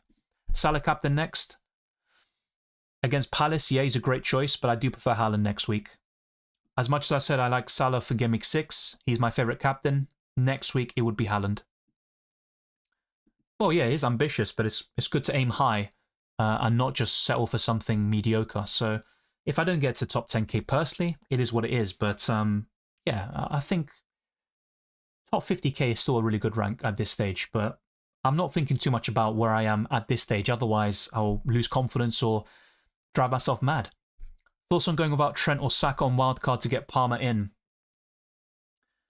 There's always different ways to play FPL. Different team structures. There's no one set formula that's guaranteed to deliver you the best points possible, but it's not bad. It's just with Palmer, after Forest, you've got really tough games for Chelsea. Saka does have Southampton this week, so it's a bit of an awkward time to sell him. A bit like those that sold Salah this week. Trent to Gavardio, Game Week 6 wildcard. I'd keep Trent for now, if possible. If I don't laugh, I'll cry. Wildcard this game week cost me so many points as I previously had Palmer, Jota, McNeil. Yeah, it's exactly that. You gotta laugh about it, you know, even laugh at yourself. It does help a bit. You're not going to get it right every single week. In my case, Game Week 4 and 6 have been two to forget, and they've really cost me so far. I was in a good position. I've now tumbled a lot, and it's now time to make it back up. Who's the best premium defender right now? Still Gabriel and Saliba for me. I think Gabriel's the best. Then you're looking at Trent. Gavardio would be third or fourth. With those fixtures, I think he does rise the rankings, and of course he scored again today. Yeah, I think the way I'd rank it is Gabriel, Trent, Gavardio. Some damn lucky Chelsea fan tripled Palmer. I mean, that's like double ecstasy. Your team wins, and you captain or triple captain your favourite player, arguably. So that looks good. Smash the like button to thank Dylan for his time and hard work on the channel. Thank you very much, John G. Always a pleasure. And thank you to Zafir. Just a Parky says, I wish I captained Salah. Yeah, if I had kept him, I'm telling you, I would have captained him myself, but he's been a big disappointment for me this season. Just points dodging when I had him and going off when I don't have him. I think captains make the most difference personally. So far this season, I think you're right to say that. I also triple captain Haaland in Game Week 2. Got the captaincy spot on between Game Weeks 2 to 3, maybe in Game Week 4 as well. Yeah, Game Weeks 2 to 4, I got the captaincy spot on. But unfortunately, I just haven't got it right in the last couple of weeks. 2 blanks in the last 3 game weeks. Dylan, I think Pep's making a big mistake by not starting Foden along with Haaland. Gundogan can't move fast and create like Foden with Haaland, in my opinion. You might be correct. Yeah, I think with Foden, he's not the most creative player, but his link up with Haaland is really good. We'll probably see him come in around Game Week 7 or 8, and Haaland will score a buckload of goals in the process. Chelsea attack is elite, but the defence, especially the 2 centre-backs and goalkeeper, is shaky. Yeah, the attack is looking really strong at the moment. Definitely top 4 in the Premier League, but I'd give it some time before calling it elite, because last season I think they struggled to even score 60, 70 goals. So it will take time for them to reach that level. I think Liverpool and City have the best attacks in the division. 32 weeks to go, plenty of time. Exactly, but of course you'd always rather perform well. People buying Palmer should look at Diaz and think about it. Can't wait for Watkins to make this wildcard even worse with a massive haul. Oh yeah, I mean, Watkins is a FPL troll for me personally, so I'm expecting it. I captain Salah, says Raul. Good stuff. I put Diaz captain instead of Haaland because Newcastle was better than Wolves, but still no return. Yeah, Diaz was pretty average today. Fair to say we should target Brighton fixtures. They look awful. Well, they were today, but before that, they made some strides defensively. I know they had the 10 men against Arsenal, but they played quite well at the Emirates in the second half. And the defence isn't that bad, in my opinion. I just think Palmer had an amazing performance. Sancho also contributed. Yeah, Foden hasn't played particularly well, but he also hasn't started any games, which makes it difficult to build rhythm. What's the best time to activate the wildcard? I mean, you do state your midfield, but I don't know the rest of your team. Game Week 12 looks like a nice time to wildcard on paper, but I also said this about Game Week 6, and look how that's turned out for the vast majority of us, so there's no exact formula. Salah has to be the best captain Game Week 10 at home to Brighton. They're so open in transition. That's a good shout. He also has a very good record against Brighton. I'm thinking of playing wildcard again this week to restructure and get in Palmer, and I might, but we can't always chase last week's points. It's up and down all the time. Spot on. I wish I had another wildcard, but you could easily fumble things again by using it.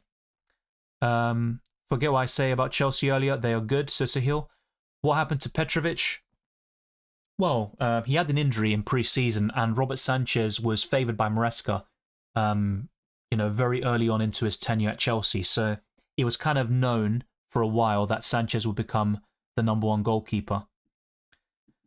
Yeah, don't get me started on Robinson. I sold him, 7 points. I wouldn't...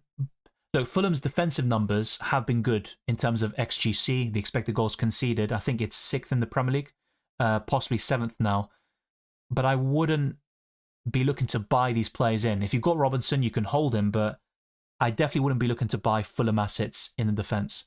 I've captained Semenyo, as I have a superstition about captains on the last day of the game week. I hope you're right, mate. I need a massive return from him. And I really hope it works for you. Do you think Duran will be essential? Essential, no. It's very difficult for me to say a player's essential. Haaland, Salah, Palmer, maybe a Saka. These sorts of players can enter that bracket in a sort of 3-4 game week period.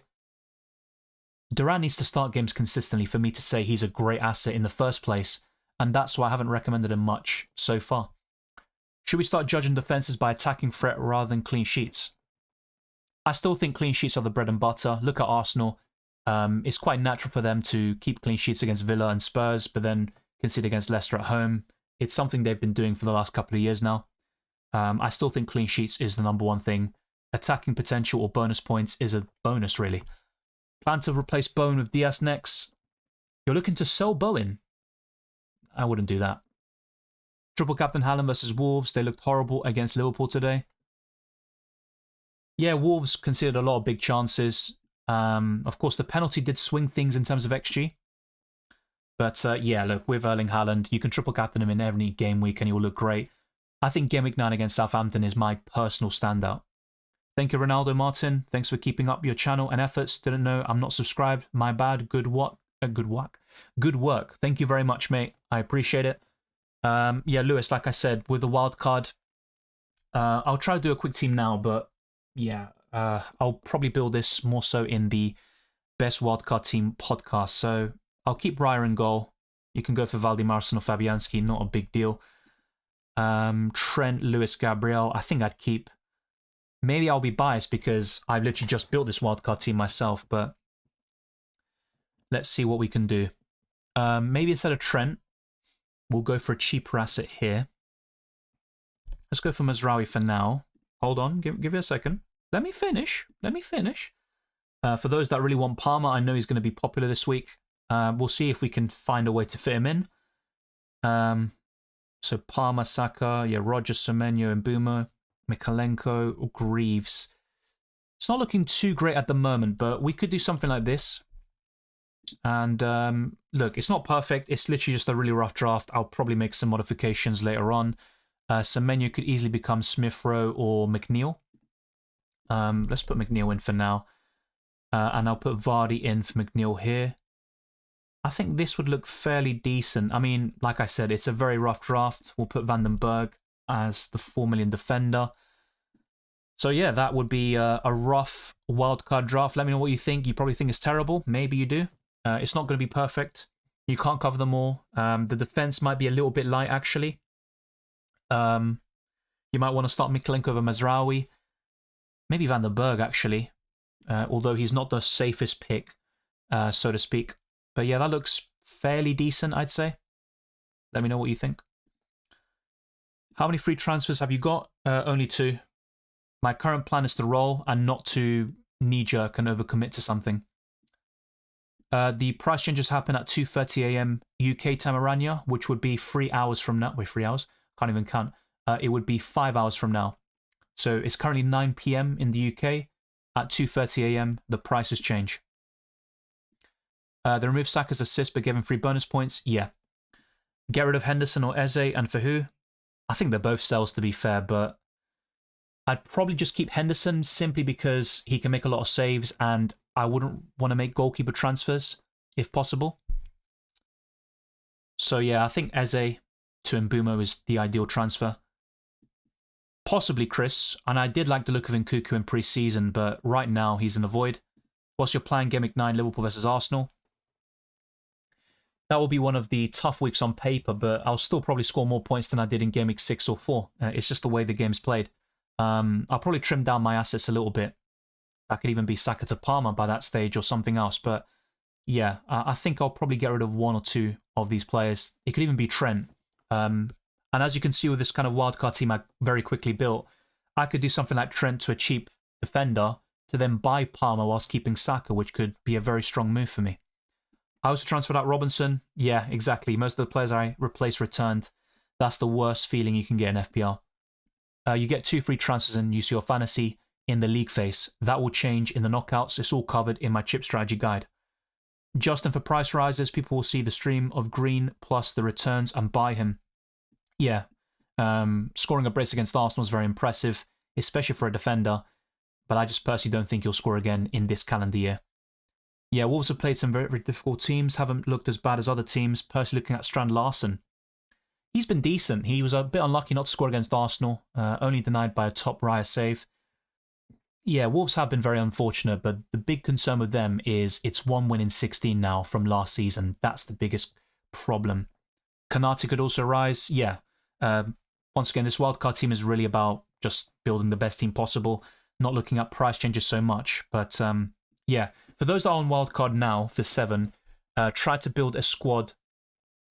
Well, look at the changes, well, the sites with price changes like Fantasy Football Hub, and bring these players in. That could include Konate, James Justin, Cole Palmer. Very simple ones at that. What I've just showed you is a rough wildcard draft. But let me go back to my FPL team very quickly, answer a few final questions, drop a like if you haven't already, and let's get this stream to over 200, and let's keep on pushing towards 35 subscribers. We're making some big strides towards that goal. So yeah, let's get to 200 likes very soon. The site I just showed was fpl.team. You can visualize your squad in future game weeks. Greaves is okay against West Ham. I personally think the Hammers will score, and Jarrod Bowen is one of my top recommendations for Game Week 7. I need someone to start for the next few weeks. I want to sell Robinson and have 0.5 million in the bank. Mizraoui for me. Not great against Aston Villa, but United have a good record against them, and I do like Mizraoui for the next 4 to 5, so that would be my top pick. I had Palmer before activating my wildcard. Yeah, it's painful. It's what could have been in your case. You could have been maybe in the top 1k or something like that, but you're still in a very healthy position. Maresca seems to be challenging his players to excel at their craft. I won't be surprised if Nkuku replaces Jackson as the false 9. Yeah, maybe you're onto something there. I just personally think Jackson will be the #1 striker for most of the season, but he might be ruthless and change things about based on form and training sessions. West Ham, Wolves, Southampton look the most likely to be relegated. I still think Ipswich over West Ham. I don't think the Hammers will go down. And if it keeps on going this badly, they'll probably make a managerial change. Sorry, but Palmer is far better than Saka. He is like Haaland. Oh, possibly. In FPL, you might be right about that. But I wouldn't sell Saka to Palmer in Game Week 7. That is my point. Against Southampton at home, I think that's very reactionary and just a knee-jerk. Best replacement for Dunk at 4.5. Probably Lisandro Martinez or Mikalenko. There aren't many standouts at this price and below. There are a lot of options, but not standouts. Who would be the standout players on Wildcard 7 that were not on Wildcard 6? McNeil. But he was always going to be a decent choice with the fixtures. Also Watkins. Cole Palmer. Those would be some of the ones that spring to mind. Gavardio, Pedro Porro. Probably those lot. Hurstler should start with a very high line gimmick, or at least lower it. I mean, it's his first loss of the season, right? But against Chelsea away, you probably need to adjust a little bit and adapt. I mean, Chelsea thrive on transitions with their quick wingers. You've got Cole Palmer, who also very athletic and also, you could argue, one of the best midfielders in transition at the moment. Aston Villa will play Ipswich tomorrow and United Spurs assets too. Massive rank drop coming up for me. Yeah, it's not looking good for a lot of us, but still a lot of time in the season to reassess and get better. Leicester are actually doing worse than they look. Basically 1 win, 4 losses. Yeah, I think the biggest victory they've got on this season is off the pitch, you know, with that decision not to get any point deductions. Yeah, Sancho's looking awesome and is really settling into life at Chelsea. He could be a superb punt in no time. The pressure was far too much at United and there was the beef with the gaffer. Yeah, now, United and Chelsea in the last couple of years have been similar. So when I first saw the move, I thought, is that really the right call? But based on performances, he's looked really good so far. I think Dortmund obviously got the best out of him. We haven't seen that yet, but still very impressive. Yeah, of course, Palmer's fixture proof. I said that many times, but it's just, my point is, for someone asking me, should I sell Saka to Palmer in Game Week 7? I really don't think that makes any sense. I really don't. Southampton at home for Saka. I know he might not be as explosive as Palmer, but I'd just be very careful with that sort of transfer. Would you make some transfers tonight to avoid price rises? Affects me a lot since making 5 transfers which I've saved up. Possibly. And the thing is with European football in midweek, that always is a bit of a put-off. I like to have more information instead of chasing price changes, but considering the season I've had, every little helps, I guess. I mean, it's not a... If you've got 2 free transfers available, you do have a bit of a security and a cushion to make these early moves, so it's not the worst call in the world. I'd just be very careful about it. I'm not so sure about that. Spurs' fixtures are good from 7 to 11. I've got Solanke already. If I do go for another premium midfielder, it'd be Palmer, not Son. Palmer's the most explosive mid we've seen since Salah. He is more than capable of hauls than Saka, who is class and consistent. I think you're pretty much spot on with that. I picked Pickford over Flecken on my wildcard draft. Everton defence don't look like anything close to last season, regretting it. Yeah, but Brentford aren't looking that solid defensively either. You just save a bit of money, but that's about it. Hennessy helping me through my worst wildcard gimmick ever. Cheers. Yeah, I'm not sure I'm going to drink, to be fair. I don't think that's the best thing to do. FPL is a long run game. We adapt and overcome and not stress too much. Otherwise, the game is not enjoyable anymore. Yeah, and I think it also separates maybe the good players from the bad, reacting to bad game weeks and bad circumstances. So I'm quite confident. I'm still not going to lose my head. That would be the wrong thing to do. So, I'm going to answer a few more questions and then wrap things up. Like I said, let's get this to 200 likes. That would be massively appreciated. So, Trent to Gvardiol sounds tempting too. Yeah, but I don't see a massive difference between the two. Just the fixtures, really.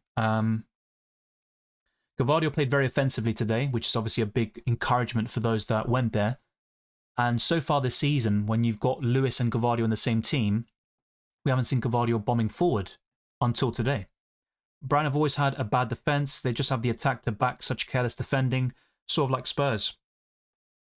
I think individually you might be right. I think Estupinian is very suspect defensively. Lewis stunk. His best days are behind him. Playing Kadioglu, I think, on the right, not too sure about that. So yeah, you might be right about that. The tactics are ultimately the most important to shoring things up. Bowen or Diaz, don't need the extra 0.5 million, but it's definitely useful. If I'm buying now, maybe Bowen. That's possibly something to consider. But Liverpool's attack is still so strong, and you'd want to have one of their players in Salah, Diaz, maybe Jota, if you want to go there. Robertson to Gvardiol, yeah.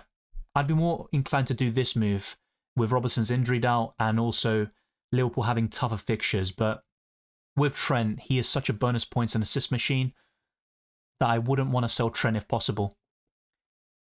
I changed McNeil for Semenyo last moment, and McNeil was man of the match. Yeah, late changes can result in these sort of things happening. It's part and parcel of FPL, unfortunately. Havertz looking like a proper forward. Sometimes I forget how exquisite his ball control is. Yeah, don't get me wrong, I still wanted Arsenal to sign a striker, to push Havertz or possibly even usurp him, but he's had a good calendar year for Arsenal. He really has. He's scoring or assisting in most games for club and country. At times his ball control is amazing, but then you just look at him and think, what are you doing? But I have to say, he has been a good signing for Arsenal so far. Long may it continue. Eze 2 in Boomer, if you don't have him already. Otherwise, I'd be looking at Bowen. I think Bowen would be the next one in line. I still like Diaz, despite today's disappointment. Best replacement for Joao Pedro. I would probably lean towards Jamie Vardy. Although he wasn't great today, I'd probably give him the edge. I mean, Calvert-Lewin's still a good option, don't get me wrong. And Everton's fixtures until Game Week 14 are incredible. Carvalho could be a great if utilised correctly. Yeah, and he got the assist today, so people who mention him were right to call him out as a decent asset. I still prefer McNeil, Rodgers, Semenyo, and Smith Rowe. Mostly our defenders have no pace, so we need to play to their strengths, especially versus pace. The setup was wrong. Yeah, I think that's pretty accurate. And I also think some of the players are kind of past their best, like Lewis stunk. Palmer captaincy set me up well. Do I remove Bodro and Robinson for Lewis and Timber? Both Bodro and Lewis are predicted to drop in price today. Well, if you're looking to buy Lewis, I'd probably just wait a little bit. Because as you say, Lewis could go down in price tonight. Just keep the early transfers for now. As for Timber, I mean, he got the assist today and played very well. But I still think it's worth going for the extra millions for Raya, Saliba and Gabriel. I got to stop last-minute changes. Yep. Switched out Lewis for Dunk. Yeah, that didn't go so well. Well, but Lewis still did very poorly as well. He got 2 points. Not that great, but of course, Dunk with the -1. Palmer this season reminds me of Lockdown Bruno. Yeah, nice comparison. I mean, in the last campaign, Palmer got so many penalties. So I don't think he'll get as many goals this season. He might get more assists and he'll still get a lot of FPL points. But yeah, he's had a great start and he's got back to, I'd say, that same rate from last campaign with that 4-goal haul. Is the plan to get Salah back in your squad? No. I've made my bed there. It's no point chopping and changing Salah in, out. I keep getting the wrong end of the stick. I'm kind of happy not to go there for now. Team value of the wildcard. Simply put, when a player is in your team, if they go up in price by 0.2 million, you'll then gain 0.1 million in terms of selling value, which will be very helpful to building your squad value and being able to find those extra margins to build a stronger squad.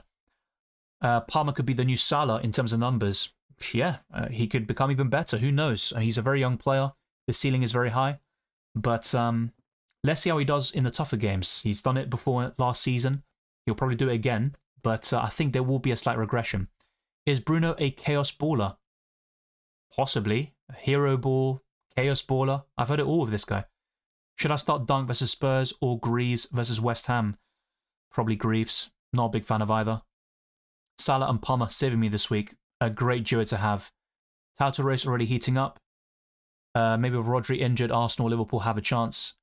They've got a chance regardless, but of course the Rodri injury does swing the pendulum, and I think Arsenal will be the favourites for some people. But today, they almost dropped points against one of the worst teams in the league. Palmer's cold, he has no pressure, big games don't matter for him. Yeah, of course, like I said, he is fixture-proof, but will he score 4 goals against these tougher games, against these tougher opponents? Not necessarily. He scored a hat-trick against United last season, yeah, at Stamford Bridge. I think he scored a few late goals as well, some deflected ones, but no matter how they go in, it's about getting it done. Damn, should call it a night. Can't even type proper. Don't worry, I can't even speak, so it's time for me to call it a night as well. I have João Pedro with 0 million in the bank, 1 free transfer. What do I do? Yeah, so you can't swap into Vardy. I just keep him Gustav for now, and then reassess later on. As covered before as well, I did give this answer at the very end. Aranya will kick things off, or no, end things with pick one to transfer in to start out of Dalot, De Ligt, Mesraoui, Justin, Colwill, Collins, or any other starting defender below 5 million. My personal favourite would be Mesraoui. There is a slight doubt about how will his minutes be affected by the return of Luke Shaw, which could be in a couple of weeks, but I would go for the Moroccan right back. Thank you to those for tuning in. If you haven't already, smash the like button and subscribe for new.